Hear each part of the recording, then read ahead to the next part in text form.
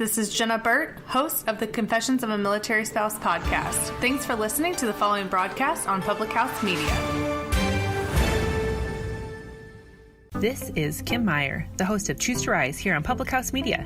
Thanks for listening to the following broadcast on Public House Media. Once you're done with this episode, I hope you'll come check out my show, Choose to Rise, where we talk about living with positive mindsets, how to increase our confidence, building our faith, and living out our life on purpose.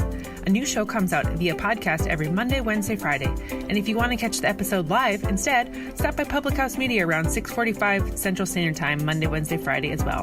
Don't forget to subscribe on iTunes so you'll never miss an episode of Choose to Rise. Thanks again for checking out the following broadcast on Public House Media.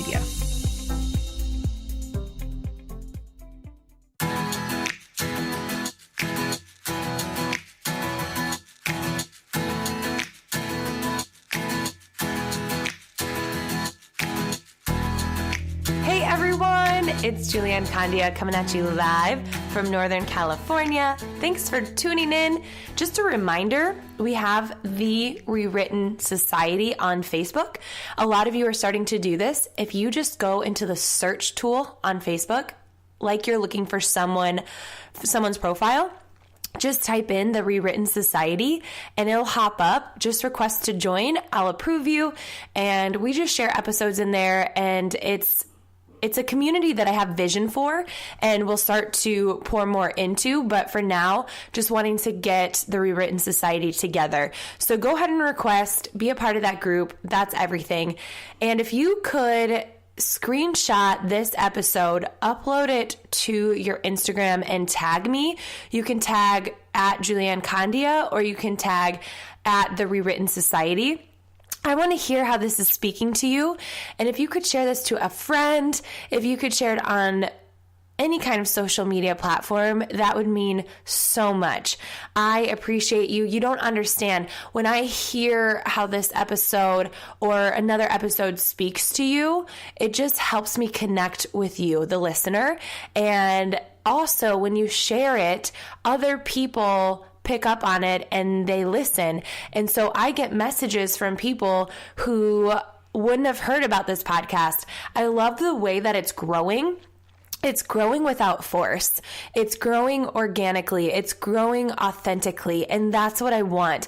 It's just handing this and putting it into someone else's hands that could be struggling, or they just need a fire lit within them, and maybe life is really good for them, but just that constant reminder of what they're doing is enough. So thank you for doing that. You are the reason that this podcast can continue to grow. So when you actually rate our podcast and you leave a review, it helps. It helps a lot. It will take 1 minute. If you could just go right to the podcast and rate it and leave a review, that would be so awesome. Shout out to Public House Media. Without them, y'all, Public House Media is the reason this podcast exists, and it is all of the technicalities of a podcast.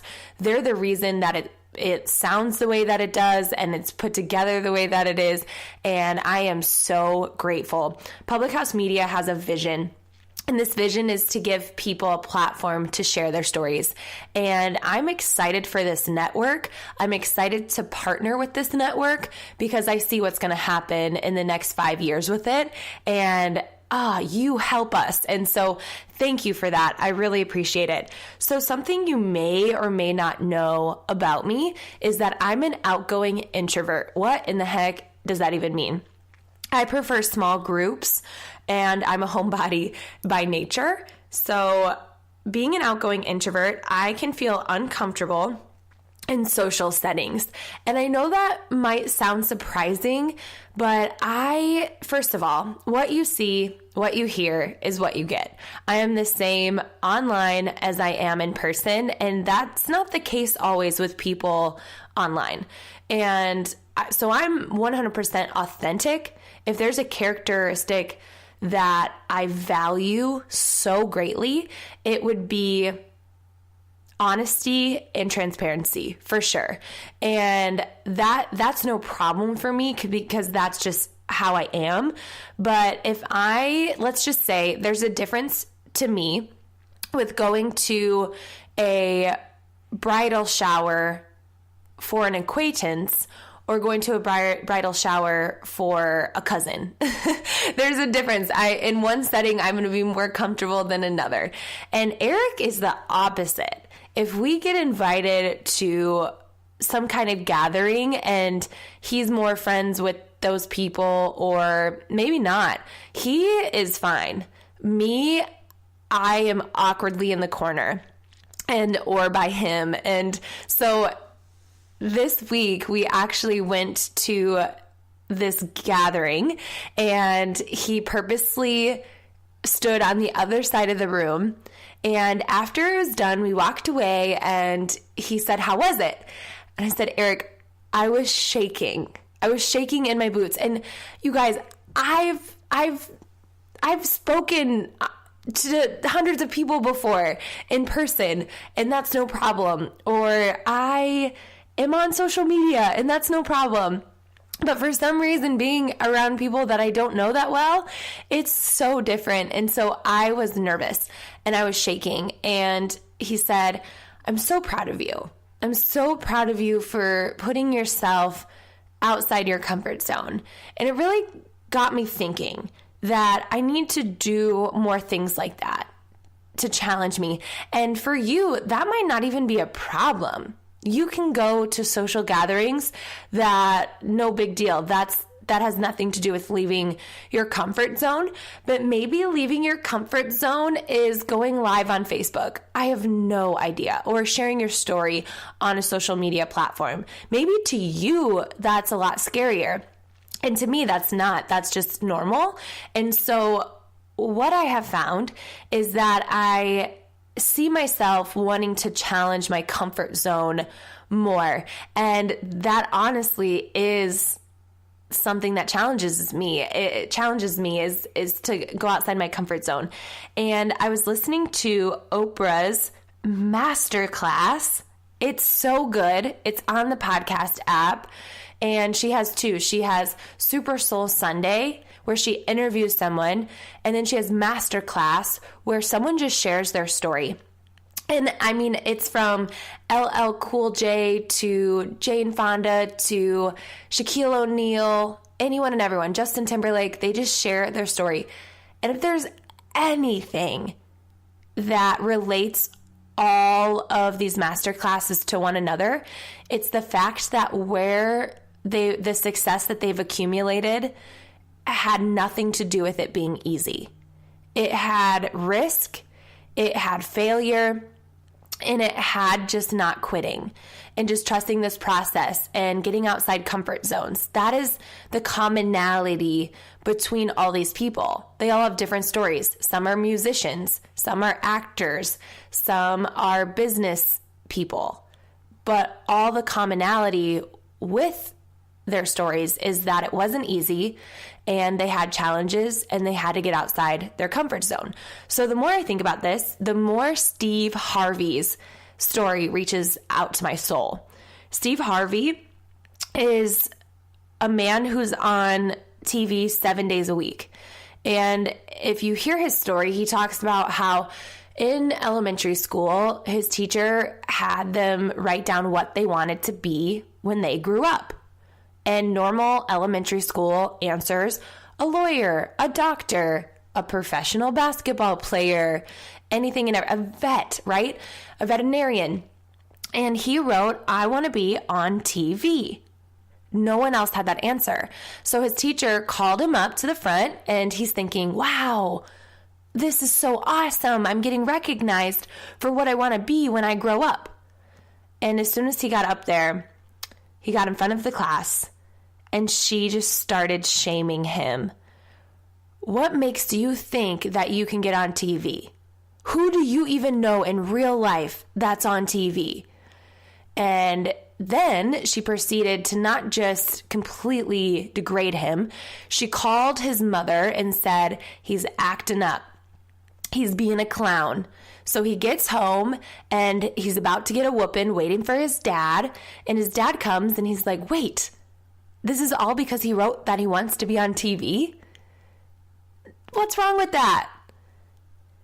So fast forward, his story is crazy. He ended up being homeless for 3 years later on.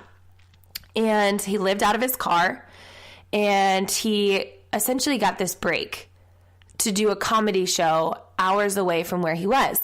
And he went and he got $100. He nailed it. The person asked him to speak again or do the comedy show the next day, and he got $300.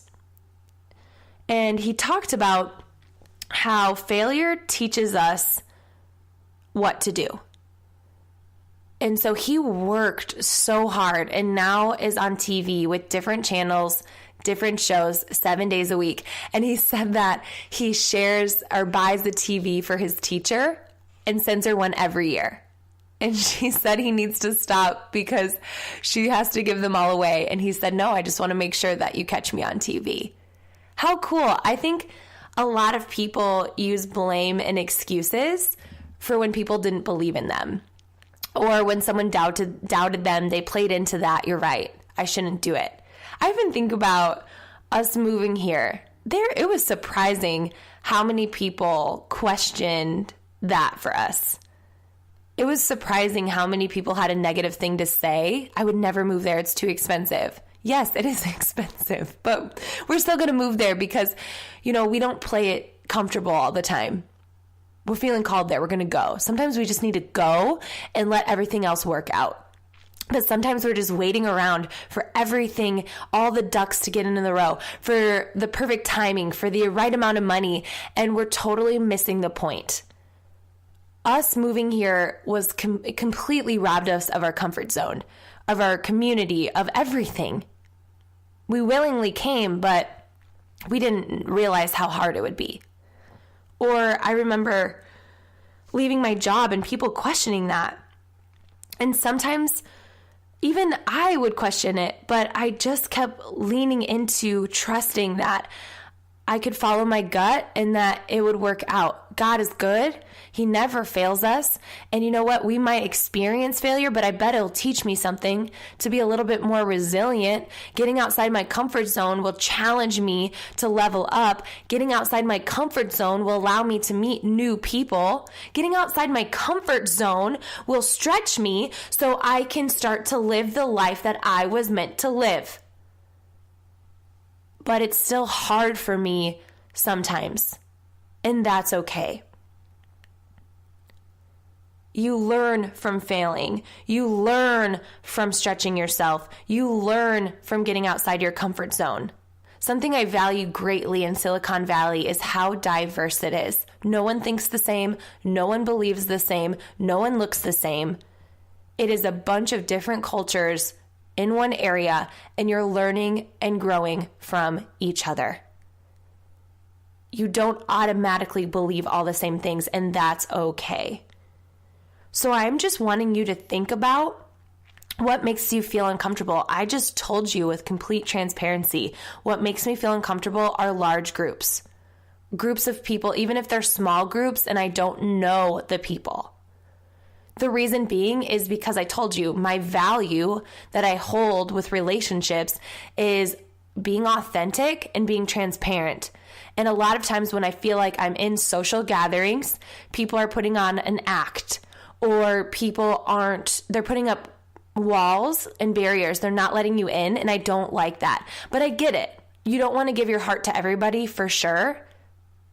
I'm very select in who I share my soul with. Eric gets all of that, but as far as my friendships go, there's a certain amount of friends that will see me completely weakened and crying and all those things because I trust them. So maybe that's why I feel so uncomfortable in social settings, is that I don't feel like everybody is being authentic. I don't know. However, that's not a reason to not go to social settings and situations and serve and volunteer and be a part of things. So I'm taking the action to volunteer more. I'm taking the action to say yes to social situations and settings, and just going and trusting that people are going to be brought into my life that otherwise wouldn't be. So that's my challenge for you, is what makes you feel uncomfortable, And how can you learn from that uncomfortable time? How can you learn from the setback? How can you learn from the failure and become better? So we can start to really play into our discomfort and try to protect ourselves to stay comfortable. And I think there's a risk in that, a risk in staying the same. But I think if you were to risk putting yourself out there, that risk is way better.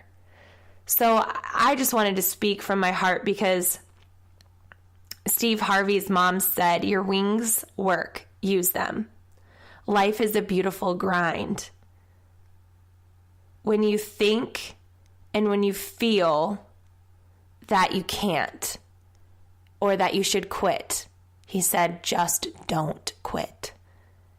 Even when you feel uncomfortable and you want to run for the corner of the room, don't. Lean in.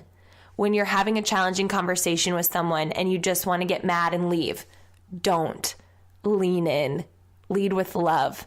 Brendon Burchard says this. These are the 3 questions he asks himself. Did I live? Did I love? And did I matter? And at the end of my life, I would love to answer those questions too. Did I live? And what did that mean? Did I live life of adventure? Did I live for Christ? Did I live for my family? Not for work, not for money, not for things, but to be present and to love people massively, to make an impact, right? And did I love people so hard, even when it was hard? Because it's easy to love lovable people. It's really hard to love unlovable people. And did I matter? Because at the end of the day, being a homebody and a couch dweller, I don't know if that makes a big difference in the world. So I have to get my booty up, get my booty out of the house, and connect. And connection is what we're made for. Thank you for listening. Let me know how this spoke to you. I will talk to you soon.